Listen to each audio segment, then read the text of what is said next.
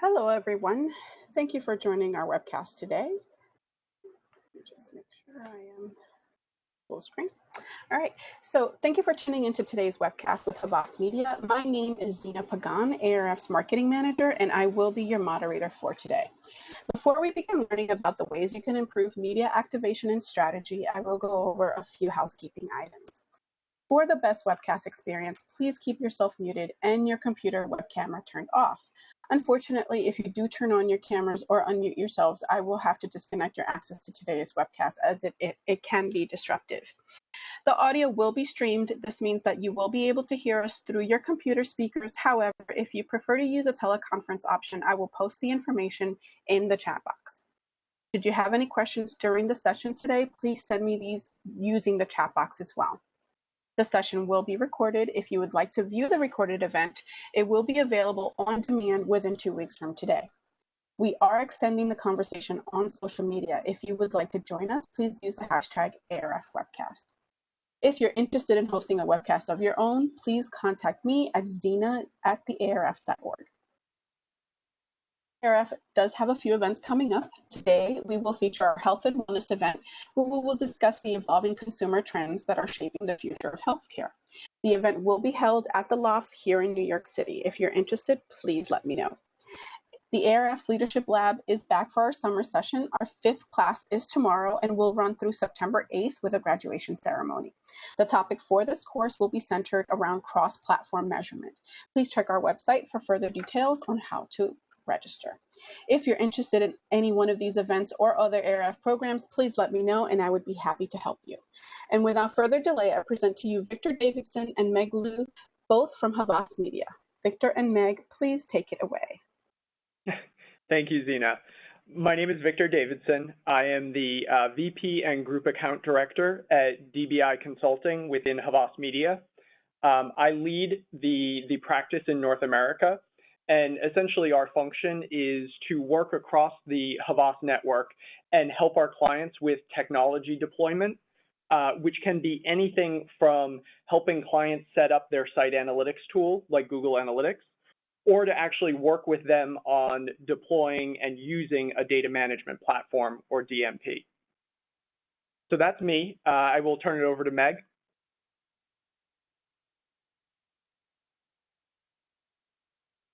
Hi, everyone. Nice to meet you, everyone, over the phone. My name is Meg Glue. I work within Havas Media with Victor. I am the VP of Research Consultancy and Custom Analytics in New York City. Great. Thanks, Meg.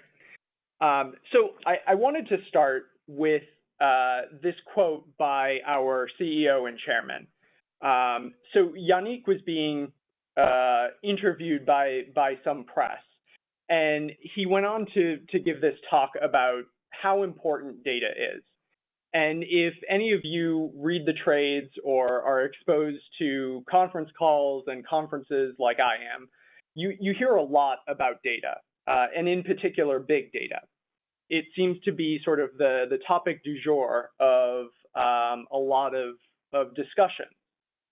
And I think data is important, but what Yannick underlines here is that data is a means to an end. It is not an end in and of itself.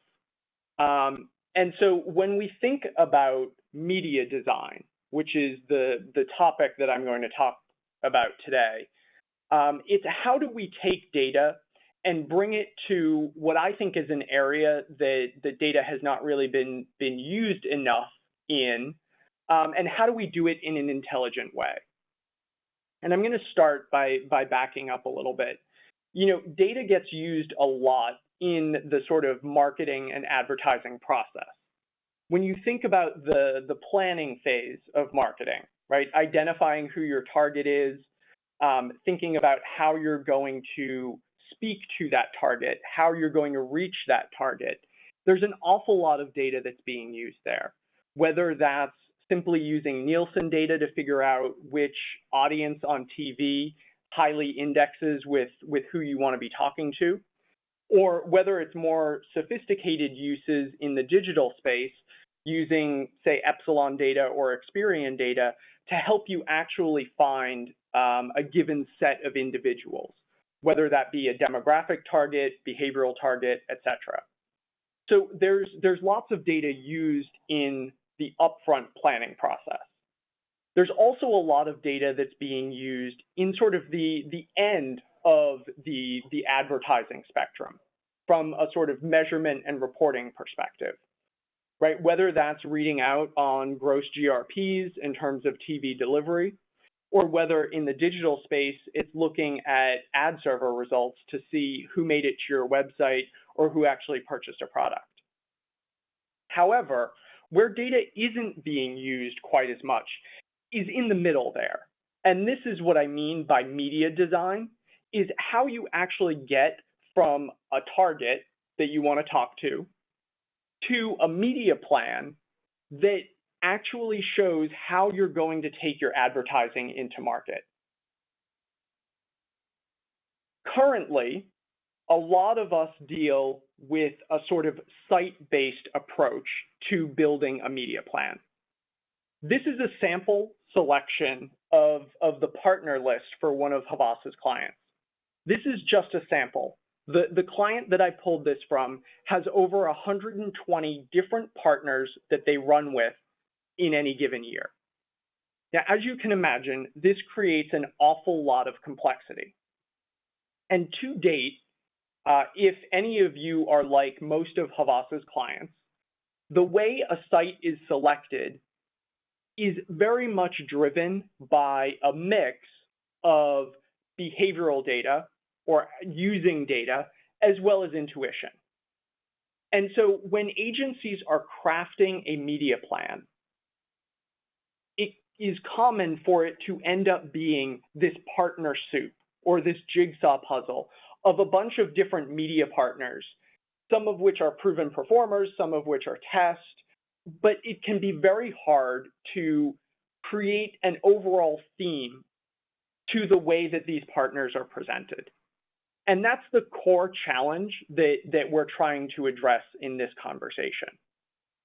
So when faced with a large media plan that may have hundreds of partners, you also have on top of that potentially thousands or even tens of thousands of individual placements. And so both the agency and the marketer can often struggle with how to organize this. And organizing it, I would argue, can be done in a data-driven way. And that's part of what we're going to talk about. Now, generally speaking, what has happened when an agency or a marketer approaches a media plan is to categorize it in some a priori way, right? They make a decision about how they're going to categorize all of their media. In some cases, this is done by separating what's contextually targeted from what's behaviorally targeted. In other cases, they'll differentiate between what is supposed to be upper funnel, awareness-driving media versus lower funnel and converting media, right? And those certainly help. The problem is that there are lots of areas of grayness between those different categories. We wouldn't expect all contextually targeted partners to perform the same way. So let me give you an example. If you're a retail bank, right, you would consider a contextually targeted site to be anything that's within the finance category or banking category. So that might be Yahoo Finance. It might also include the Wall Street Journal. But those two partners, while they might in aggregate perform somewhat similarly, there are going to be placements within each of them that are going to perform very different from one another. And my argument is that there's a data-driven way to actually figure out what the differences are. Now, I'm sure that some of you are asking at this point, well, why not just look at every single placement, organize them by some measure of performance, and take money out of the bad performers and put it into the good performers? And the answer is you can absolutely do that. And in fact, lots of clients manage their business that way. The problem is that, as to the first bullet point there, you're looking across hundreds or thousands of different line items. And so when you're trying to communicate to executives, or even communicate from the agency to the client, one of the challenging points can be if you're constantly saying, oh, we're taking $10,000 out of so-and-so placement and putting 5,000 into X, Y, and Z placement, it's hard to understand what the logic is other than just saying it's based on performance, right? People in general, particularly the more art-driven media people and marketing people, like to think that there's a story behind what they're doing. There's a rationale to why certain things are working better than others. And I use this framework of time, cost, quality. It actually comes from a lot of project management literature. And basically what a project manager will tell you is that there are these three pillars to every project: time, cost, and quality. And that you can change two of them, but it causes an impact to the third. So for example, if you want to increase the quality of a project, right, you're going to have to sacrifice either time or you're going to pay more, right? Said a different way, if you're looking to cut costs on a project, you either need to take more time to do that project, or it's going to come in at a lower quality level, right? And this is just to establish that there's a trade-off. And so I would argue that there's also a trade-off when we're evaluating and thinking about media. If you look at a very granular level and only pay attention to individual placements, optimizing out of the bottom ones and putting it into the top ones, you lose a sense of storytelling. It's harder to understand what the overall impact of your media plan is and what your strategy is. Conversely, if you stay very high level and talk only in terms of, well, this is contextual relevant versus behavioral driven versus demographic driven, there are pockets of performance that you're going to be missing out on. And so I think there's a data-driven way to really change the paradigm and bring those two methods together. So let me talk to you a little bit about what the solution is here.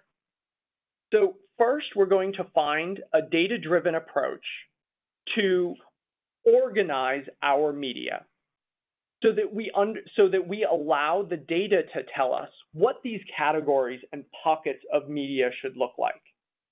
It also needs to be intuitive. And let me give you an example or a case study, if you will. I was working on a travel client a few years ago, and they had just rolled out an attribution provider. And I'm a big proponent of multi-touch attribution.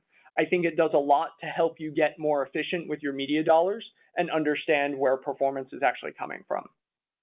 And so we got to the first reporting call with this attribution provider, and their number one recommendation was that all media should be optimized into 300 by 600 banners. And for any of you that are in the media landscape, you'll know that that's a really silly recommendation to make, because first and foremost, 300 by 600s are the biggest standard banner that you can buy. So naturally, they take up more space, they're more visible, and they're going to have higher performance. But more importantly, you can't actually buy media that way. And so when you go to a partner, they're going to insist that you also buy some degree of 728 by 90s, 300 by 250s, etc. And so what we wanted to make sure in coming up with this solution in terms of how you frame your media buying, that it was realistic and practical to implement. So that was also a very strong driving force. It's also important to note that the results are going to vary client by client, which I think is the greatest strength of this methodology, is that we're allowing the data to tell us how we should think about our media plans. And so what may work for one client and one category that may work for a given client might not work for a different one. And then lastly, the most important part is that we're using a statistics-based cluster analysis to bring different types, although similar behaving placements, into different categories. And so some of you might be familiar with cluster analyses. generally you use a cluster analysis when you're creating like customer segments. So if you've ever done an attitude and usage study or just asked behavioral questions of a broad group of customers and then created segments of like happy moms and upwardly mobile families, that sort of thing, you're using a cluster analysis there. And so this is actually one of the first times that someone has taken that type of approach to let the data decide to media. And so with that, I'm going to hand it over to Meg, who's going to talk you through some of the methodology and actually how we set up the analysis, and then through some of the results that we found. Thank you, Victor. So I will talk you through, like Victor described, what kind of data we used, methodology, and the detailed steps we took in achieving what was described in the previous slide. So we utilized one of our clients' data, Dish Network Digital Campaign Performance data from August 2015 to January 2016. A decent amount of time within the data analysis and pull the campaign data, including impressions and clicks, orders, and cost by site, by placement, by the type of tactics. So a total of more than 54,000 observations.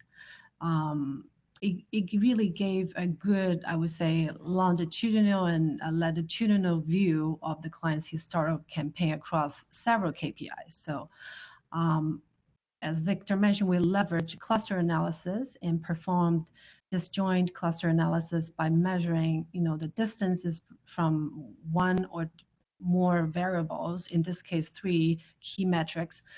Then all the observations were divided into cluster groupings. And as a start, we harmonized the data in case you want to know what exactly we did. We cleaned the data, make sure the naming conventions was consistent. We took out 0 observations or missing values. Then we took some really key modeling steps. And as you can see here, the first step we took was to select the key metrics to make sure amongst an ocean of data that we pull, we kind of selected the key KPIs, such as the impressions to reflect the campaign execution, and the orders to reflect the performance pattern, and the cost to reflect efficiency.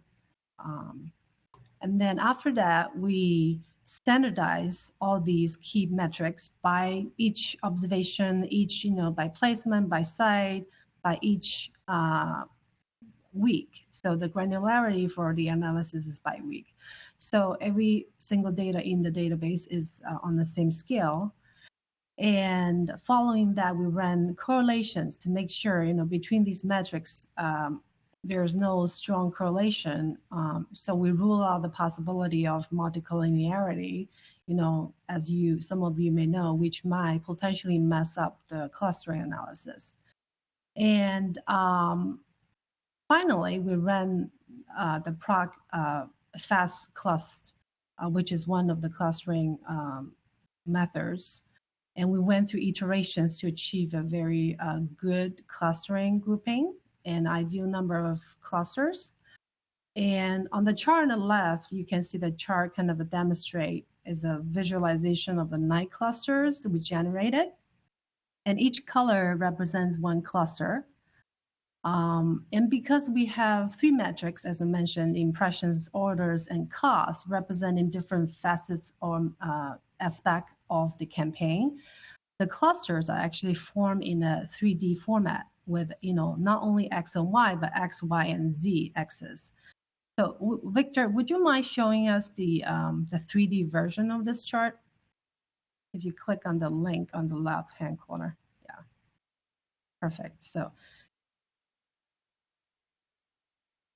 you can see this version shows a little bit more granularity and the dimension, the different dimensions of the clustering, and you can adjust that by rotating the chart And so you can observe visually how the clusters are formed by rotating the chart to get a really good sense of the distribution of each observation. So I use the word observation a lot. So observation represents one weekly campaign execution by site, by placement, by different tactics.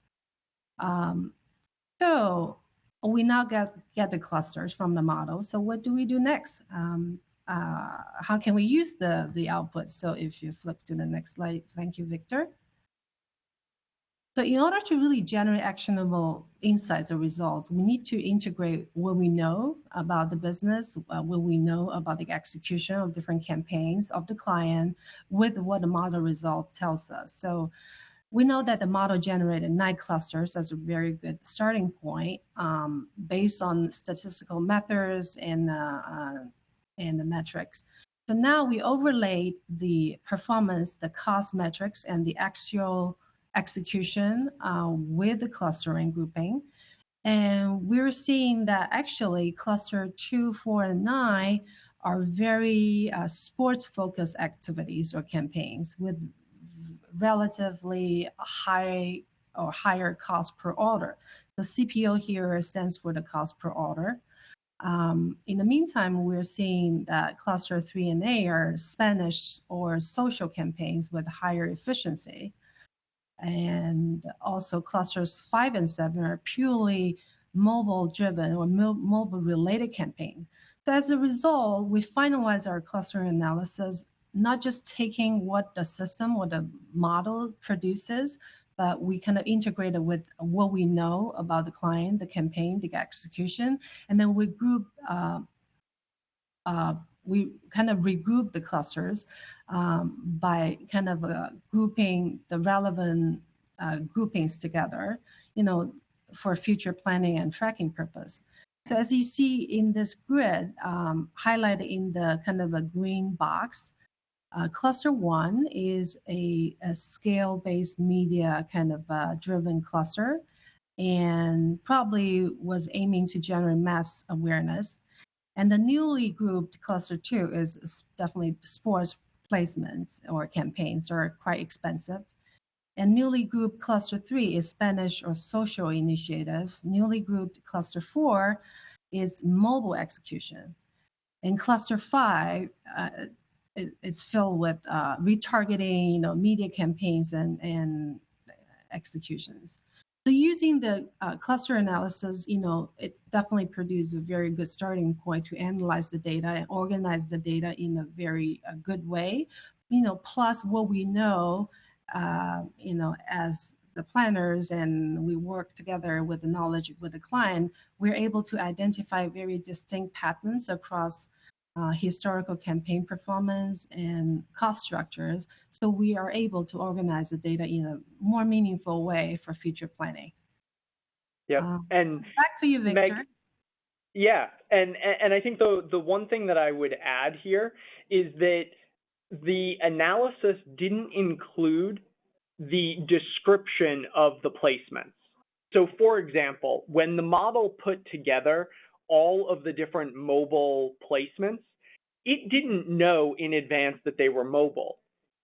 But because of the similarity in the way that the impressions behaved, the orders behaved, and the costs behaved, it naturally grouped those together. And why this is important is that when you think about the scale-based media, right? So this is a lot of run-of-site, run-of-network type media. The model was able to see that based on the impressions, the cost basis, as well as performance, that all of these things belong together.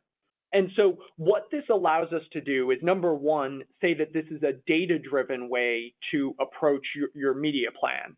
But additionally, as you think about optimizing and receiving incremental investment, you know exactly where to put that in, right? Because you create this waterfall approach to optimizing your media. So naturally, you would put it towards wherever the CPA, or in this case, the CPO, is the lowest, and move on from there. And this way, when we communicate either internally or to clients, not only do we have very intuitive categorizations sports, mobile, Latin, data or behavioral driven. All of these are intuitive for clients and more senior people to understand. It also makes it easy for us to say, okay, if we get an additional 50 or 100K in investment, where do we need to be spending that? Oh, we need to start putting that more into our mobile focus campaigns. And that's an easy way for everyone to understand what our sort of combined initiatives are. So lastly, let's talk about some takeaways from this. First and foremost, I think what this helps us do is create more streamlined communication and expectations across the organization. Ideally, what this can allow us to do is to take a data-driven approach to figuring out what is working within our media plan. What parts of, or what different media components are working for us versus which ones aren't. And although this analysis didn't have a creative layer put into it, you could easily look at not only at a placement level, but a placement and creative level. So that it could start to, the cluster analysis would naturally show you, here's a cluster where creative A works really well with one type of media, but maybe doesn't work really well with other types of media. What this also highlights, especially in this case, the model grouped all of the sports placements together. Now, historically, when our client had done a new product launch or any type of massive announcement, there would always be a sports component, a news component, a finance component to the media buy. And what this showed us is that actually all of the sports parts of those buys were very expensive, right? Sports performed really well, but on a cost per basis, it was so much more expensive than news or finance that it wasn't really worth it. And this is actually insightful to the way that we think about doing larger programs moving forward. And as we mentioned there, it's actually a great way to help the agency negotiate on CPMs. Secondly, or thirdly, it helps align the planning, the buying, and the reporting, right? Because all of those phases are using these different clusters. And just one note on the reporting as it pertains to media mix modeling. Where I've seen this be really useful is actually aligning your media mix model to these different clusters. Because historically, mix modeling was done to tell you to take money out of TV and put it in radio, or out of TV and put it into digital, right? Broad channel reallocation. When you take the digital budget, and actually we can start to move some of this classification and cluster analysis into the TV space as well. And as you start to do that, you can take these intuitive classifications and feed them into the media mix model so that you're not just doing a broad channel reallocation, but you're actually doing an allocation and getting a sort of business level ROI result in a classification that makes more sense.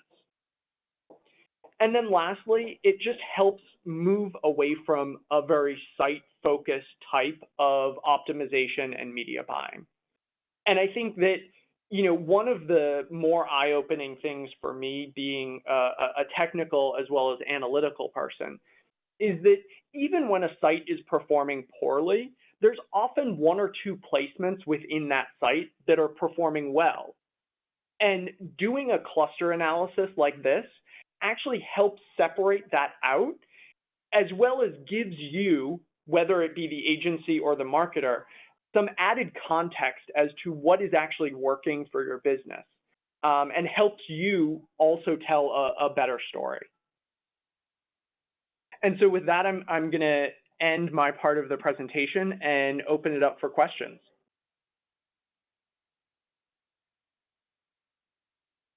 Hello, can you hear me? Yes. All right. So first question, how does a media plan need to be to qualify for this type of analysis? How how big does the media plan need to be? Yes. That's a good question. The examples that I've given here are for relatively large media plans. I think as Meg said, we had like 54,000 different data points, and that was a combination of placement and date. Really, you could do this for any size media plan, but ones that probably have 20 partners or more is probably ideal. Next question. How have your clients used this analysis, or is it mostly just with the agency? No, it's definitely both within the agency as well as on the client side. I think a lot of it boils down to a communication thing. So first and foremost, it helps the agency and the client use the same language in terms of what's working and what's not. And as I said earlier, I think it also makes it easier to explain what we're doing in media to higher ups, either at the agency or on the client side, because everyone sort of has these sort of intuitive clusters to talk about. Next question. Are you offering this outside of Havas? Yes, I'd be happy to talk more about this with anyone, whether they're a Havas client or not. Next question. Is this based on past performance data, or could you apply it to media you are planning? Yeah, so the cluster analysis itself is based on previous media performance. So the goal would be that once you have these clusters designed, that they would inform future planning. Obviously, like depending upon what inputs you put into the cluster analysis, if it was just something like impressions, click-through rate, and cost, which were front-end metrics that you could more or less get in the planning process, you could plug that into the model. But I would imagine most clients will get the most out of this by having some type of back-end metric that you're not going to necessarily know about in the planning process. So you would run the analysis and use it to help you figure out, oh, I should be planning more sports, or I should be planning more mobile. Okay, that is all I have for questions. Victor, Meg, do you have any final thoughts that you'd like to share?